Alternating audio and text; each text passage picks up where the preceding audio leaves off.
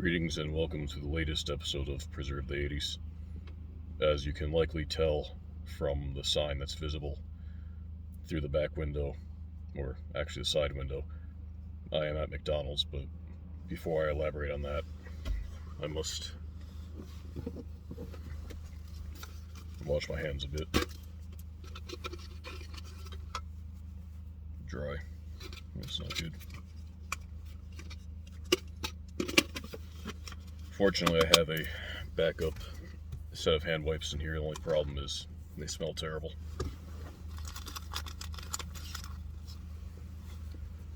They are tropical splash wet ones.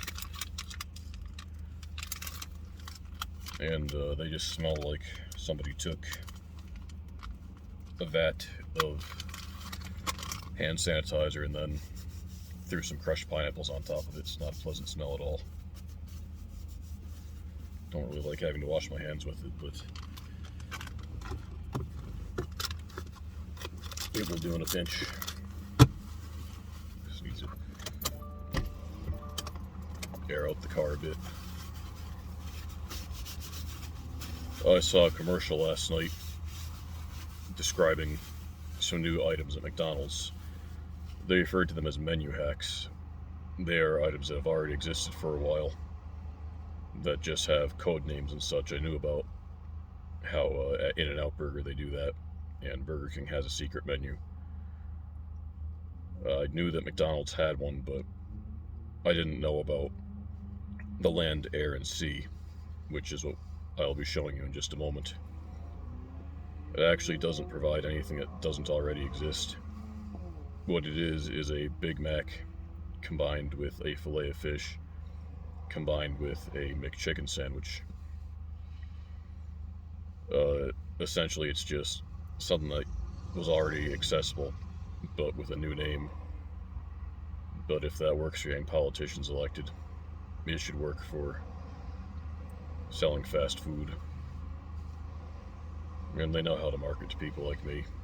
If you call it a new sandwich, new fast food, I might have to try it, even if it isn't really new. But I never did have the notion to combine those items before, so it will be a new experience for me.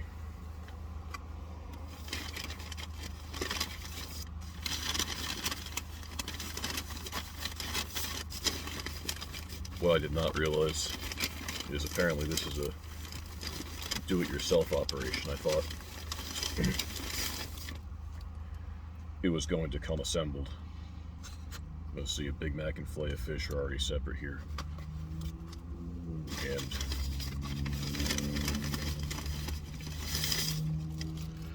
here's the McChicken. Sure hope they left the cheese off like I asked them to.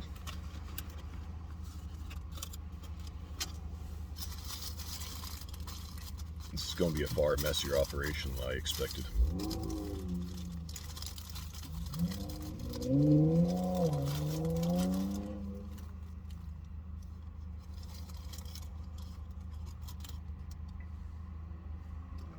Guess I will try to put the chicken on the bottom, I guess. And then the Big Mac can reside in the middle, and the fillet of fish on top.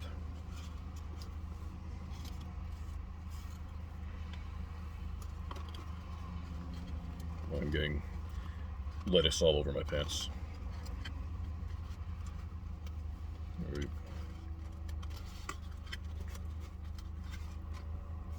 Phase 1 complete.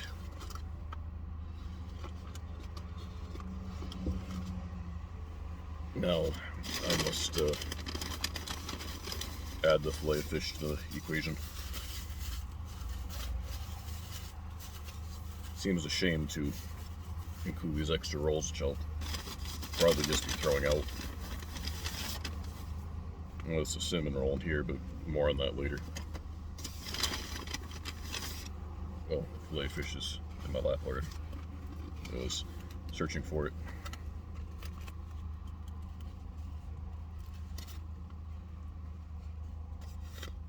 Well, they put cheese on it.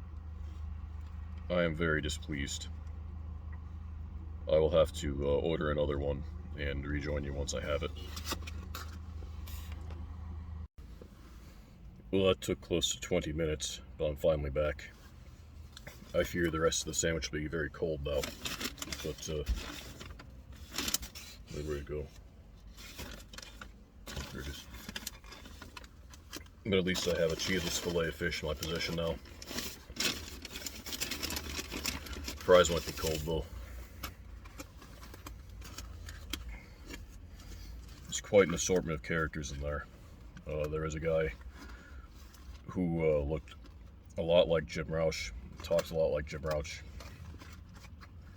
Wasn't quite as snappy as of a dresser, but perhaps the death rumors are false and he has just relocated to Connecticut for whatever reason. But now we'll put the fish patty on top.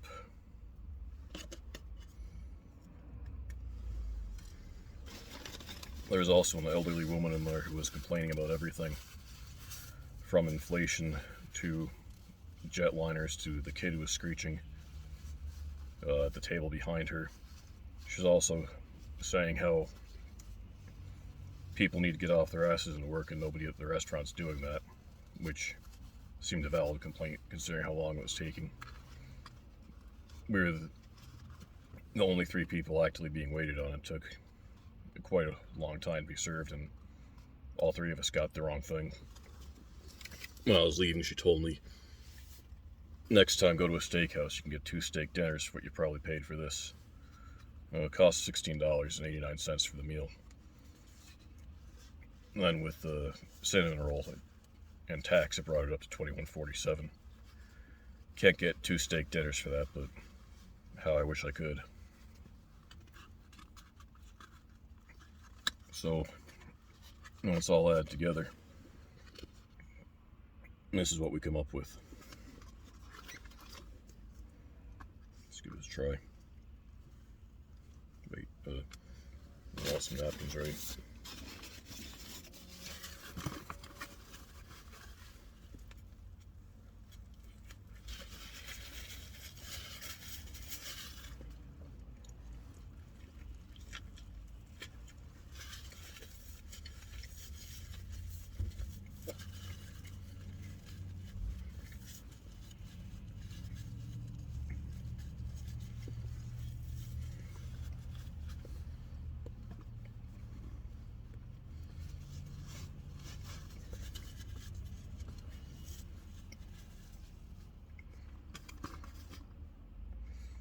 Well, I can tell you one thing.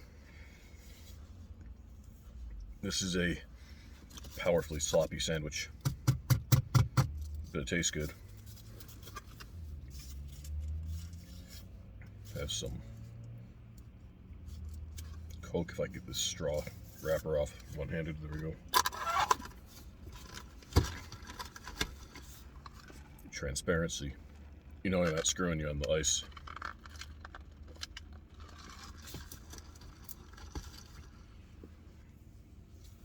With the opaque bottles, they can give you far more ice than soda and get away with it. It costs approximately 3 cents for them to make a large soda. That's where some of the biggest turnaround is in terms of revenue for fast food restaurants, is on the fountain beverages.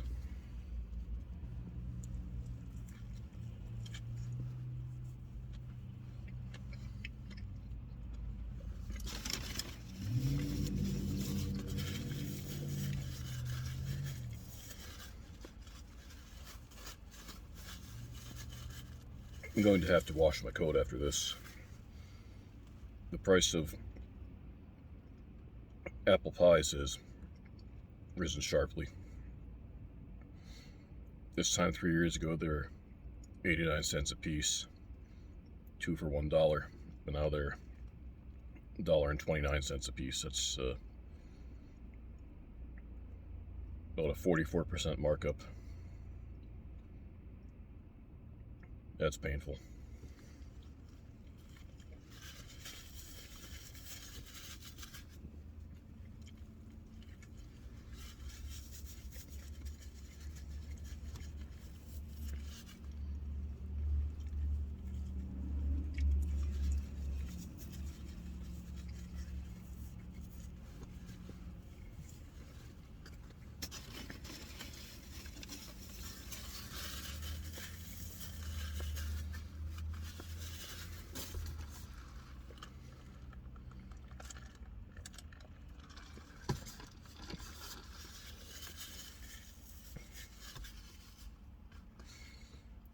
received a package I ordered from Amazon today. It's seasons 1 through 9 of Trailer Park Boys on DVD.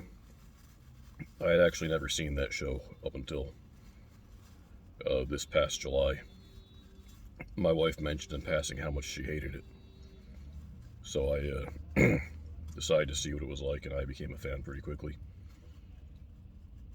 Look up The Ballad of Whiskers Jelly, the sea shanty, sometime. You'll enjoy it. But I will be going to a convenience store. There's one across the street from here when I get done, to get some pork rinds, because it's just it's a food that fits with the tone of the show. I think I will enjoy watching the episodes more that way.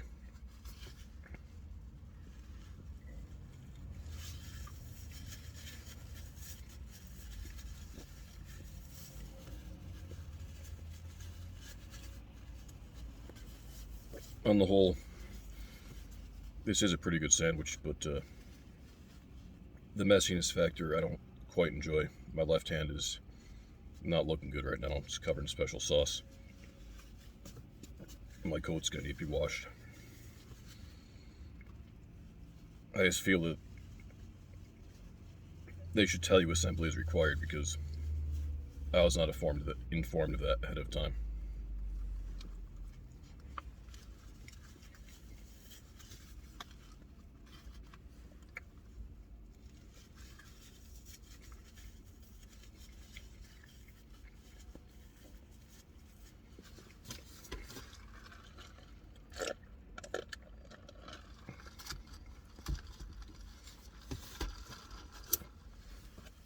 My wife does not enjoy lowbrow humor as I do. She likes stuff with wizards and paladins and hobbits and other things I don't quite understand.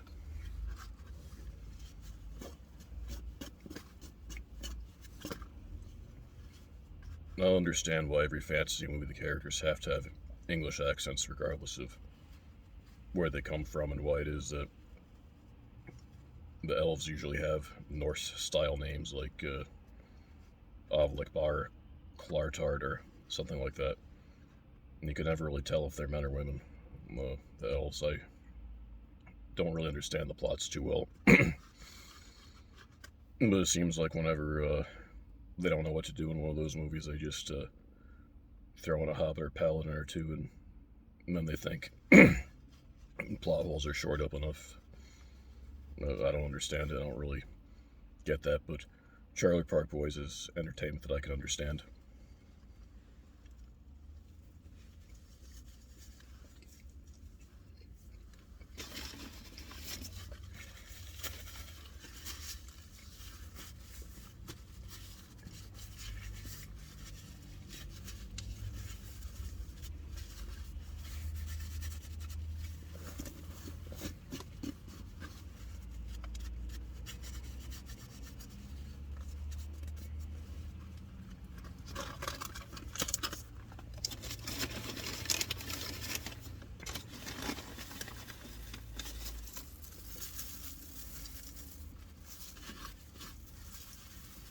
I didn't get any help with the assembly of my sandwich, but they were kind enough to give me a knife and fork to take on the cinnamon roll with.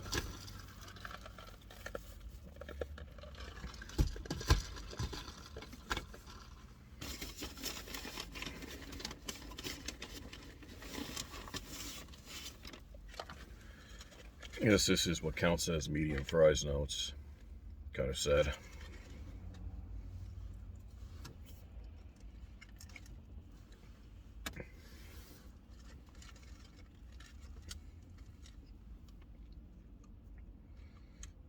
And they're colder than AOC's narcissistic black heart.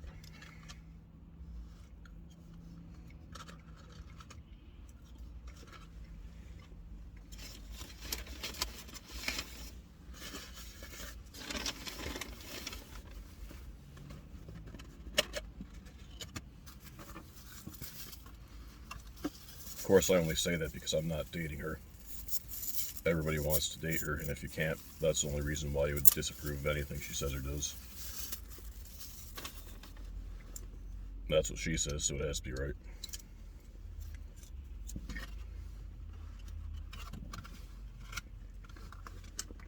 Cinnamon roll.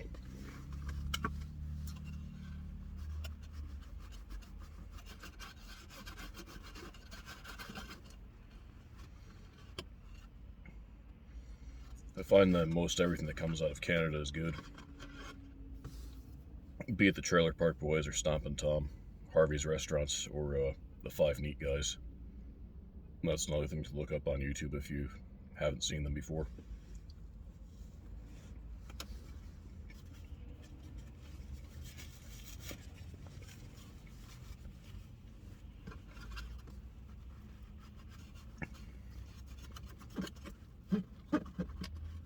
I also strongly prefer Canadian beer to any other nationalities beer. I prefer to American or German or any other type. Well, with my liver and kidneys as they are, I'm not supposed to be drinking that much anymore, but every now and then I'll enjoy some Canadian beer when the opportunity presents itself.